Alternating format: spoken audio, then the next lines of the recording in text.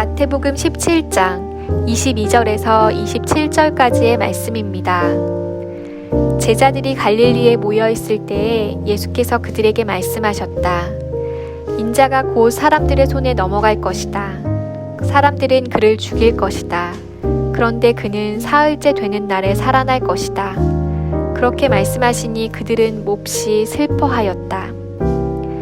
그들이 가버나움에 이르렀을 때에 성전세를 거두어 드리는 사람들이 베드로에게 다가와서 물었다. 여러분의 선생은 성전세를 바치지 않습니까? 베드로가 대답하였다. 바칩니다. 베드로가 집에 들어가니 예수께서 먼저 말씀을 꺼내셨다. 시몬아, 내 생각은 어떠냐? 세상 임금들이 관세나 주민세를 누구한테서 받아들이느냐? 자기 자녀한테서냐 아니면 남들한테서냐? 베드로가 대답하였다. 남들한테서입니다.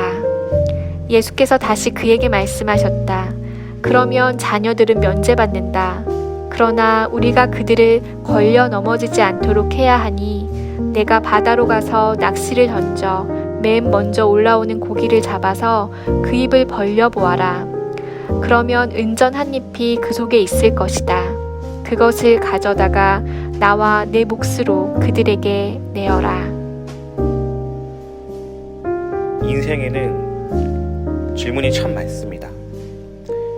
우리는 다양한 사람으로부터 질문을 받기도 하죠. 숱한 인생의 문제 앞에서 답을 정해줄 누군가가 있었으면 좋겠습니다. 오늘 본문에는 베드로가 등장합니다. 베드로는 질문을 받습니다. 첫 번째 질문은 세금을 걷는 사람으로부터 받게 됩니다. 성전세와 관련된 부분들이죠. 성전세는 성전의 제사를 유지하기 위해 걷는 것이었습니다. 로마에 내는 세금과는 다른 것이었죠. 그들은 자발적으로 이 세금을 냈는데 이것은 민족적인 자부심의 표현이기도 했습니다. 그런 안타까운 것은 70년 이후에 로마의 주피터 신전을 위해 내는 것으로 변질되었다라는 것이죠. 따라서 이 성전에 세금을 내는 그 문제는 사실 본질에 대한 문제는 아니었습니다. 그가 질문합니다. 너의 선생도 성전세를 내느냐?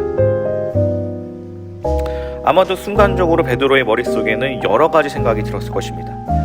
안 낸다고 한다면 민족의 반역자가 되는 것이고 낸다고 한다면 하나님의 아들이 성전세를 내느냐라고 질문할 수 있다는 것이죠. 그래서 베드로는 단답으로 얘기합니다. 바칩니다. 그리고 급하게 자리를 뜨는 것 같습니다. 두 번째 질문자는 예수님입니다. 고민하며 들어오는 베드로에게 주님은 먼저 질문하십니다. 왕이 누구에게 세금을 걷느냐? 아들이냐? 아니면 남이냐? 사실 예수님은 성전세를 낼 필요가 없습니다. 왜냐하면 예수님은 하나님의 아들이기 때문이라는 것이죠. 그럼에도 불구하고 주님은 성전세를 내셨다라는 것입니다. 왜일까요? 그들이 걸려 넘어지지 않기 위함이다 말씀하십니다. 사실 본질에 대한 문제가 아니라면 굳이 다툼을 일으키지 말라라는 그런 의미가 있다는 것이죠. 그래서 주님께서는 성전세를 내십니다. 오늘 본문에서 만난 예수님은 어떤 분이십니까? 주님은 고민 많은 우리 인생에 답을 주시는 분입니다. 베드로는 주님을 만나자 그 고민이 해결되었습니다. 여러분들은 고민이 생길 때 누구를 찾습니까? 주님께 나아가시길 바랍니다. 베드로의 집에는 주님이 계셨습니다. 우리 마음의 집에는 누가 계십니까? 예수님을 주님으로 고백한 사람들에게는 주님이 우리 안에 계십니다. 우리 안에 계신 주님을 찾으십시오. 주님 앞에 문제를 가지고 나아가십시오. 반드시 해답을 얻게 될 것입니다.